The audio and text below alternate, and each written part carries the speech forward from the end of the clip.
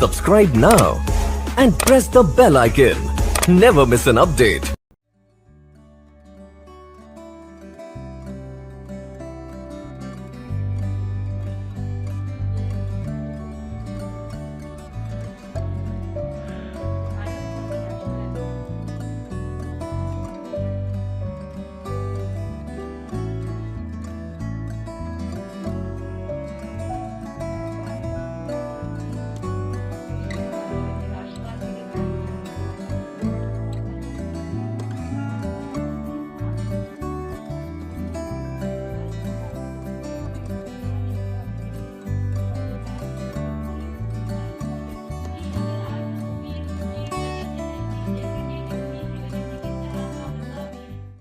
मोटे तौर पर 48,000 सेल्फ हेल्प ग्रुप पूरे जम्मू कश्मीर यूटी में हैं, जिससे 4 लाख महिलाएं जुड़ी हुई। आज जो 7 कार्यक्रम 7 के नाम से कार्यक्रम लॉन्च हुआ है, उसमें महिलाओं की मेंटरिंग और मार्केट लिंकेज जो प्रोडक्ट वो बना रही हैं अपने सेल्फ हेल्प ग्रुप से, उस पर विशेष जोर दिया जाएगा। साथ एक ऐसा इनिशिएटिव है जिसमें हम हमारी रूरल वुमेन जो हमारे छोटे मोटे काम कर रही हैं और एसएचजी से जुड़ी हुई हैं, उनके लाइवलीहुड्स को एक्सेलरेट कराना है। ऑलरेडी वो छोटे छोटे जो काम कर रहे हैं उसमें इतना प्रॉफिट नहीं है, ना उनको मार्केटिंग का इतना ज़्यादा नॉलेज है, ना ब्रांडिंग ना पैकेजिंग। तो ये इनिशिएटिव हमारा जो है वो इसलिए है ताकि हम इनको सिखा सकें मार्केटिंग कैसे करनी है, उसको पैकेजिंग कैसे करनी है, इसको एक हायर ऑर्डर एंटरप्राइज कैसे बनाना है। ये जो प्रोग्राम है इसमें पहले 5,000 लड़कियों के लिए वर्कशॉप्स होंगी। उनमें से 500 औरतें जो हैं उनको सेलेक्ट किया जाएगा इंटेंसिव ट्रेनिंग के लिए, और फिर 100 औरतों को सेलेक्ट किया जाएगा मेंटरिंग के लिए, जिनके बिजनेस मॉडल्स बनाए जाएंगे। इससे हम ऐसी सक्सेस स्टोरीज बनाएंगे जो बाकियों के लिए, ना ही सिर्फ एसएचजी औरतों के लिए बल्कि सब रूरल वुमेन के लिए एक तरह से रोल मॉडल्स और एम्बेसडर्स का काम करेंगी। और हमारा जो ये नॉलेज बेस है, स्किल सेट है, उसको हम यूज़ करेंगे हमारे 4 लाख औरतें जो इससे जुड़ी हैं एसएचजी से, उन तक पहुँचने के लिए।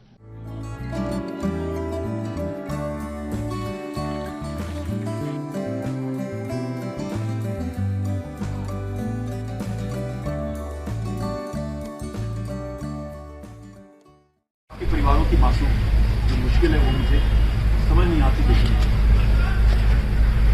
मैंने जीओसी वेक्टर से ये रिक्वेस्ट करी थी किसी तरीके से मैं आप लोगों से 1 to 1 हो जाऊं और मैं आपसे रिक्वेस्ट करूं कि अपने बच्चों को इस गर्भपथ से निकालें, बाहर निकालें, चुपचाप निकालें। कैसे निकालें मुझे नहीं पता, आपके ऊपर, क्योंकि आपका बेटा। मगर हम ऑपरेशन के दौरान अगर किसी लड़के ने हथियार डाल दिया, हम गोली खा करके, इंजरी लेकर के, अपनी कैजुअलिटी लेकर के आपके एक एक बच्चे को बचाने की कोशिश। ये मेरा आपको बात है, ठीक है, क्योंकि जान जोखिम में होती है उस टाइम पे, मगर हम भी अपना पैर ऊपर के कुछ करके आपको बचाएंगे, बाकी आपके।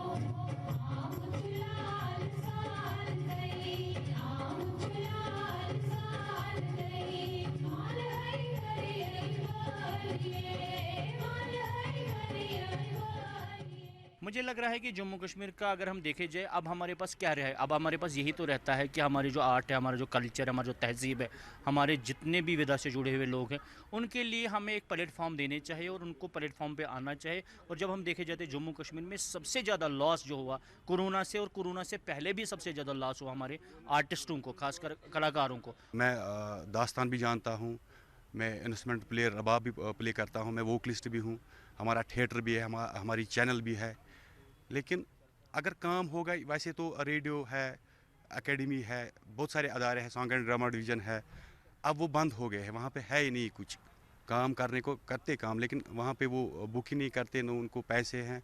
इसलिए तो अब आज खुशी महसूस हुई कि इन लोगों ने NZCC ने आज मतलब ये प्रोग्राम स्टार्ट किया है, तो बहुत खुशी हो रही है आज।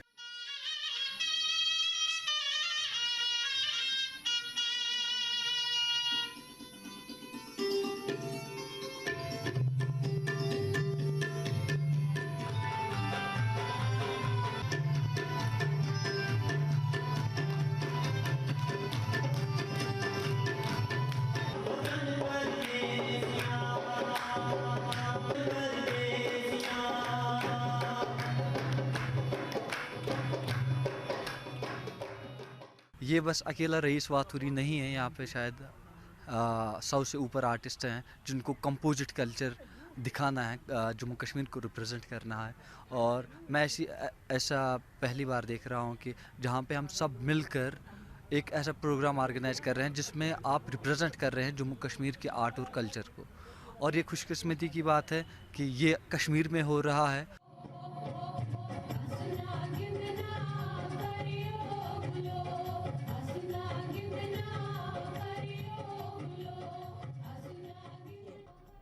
श्रीनगर में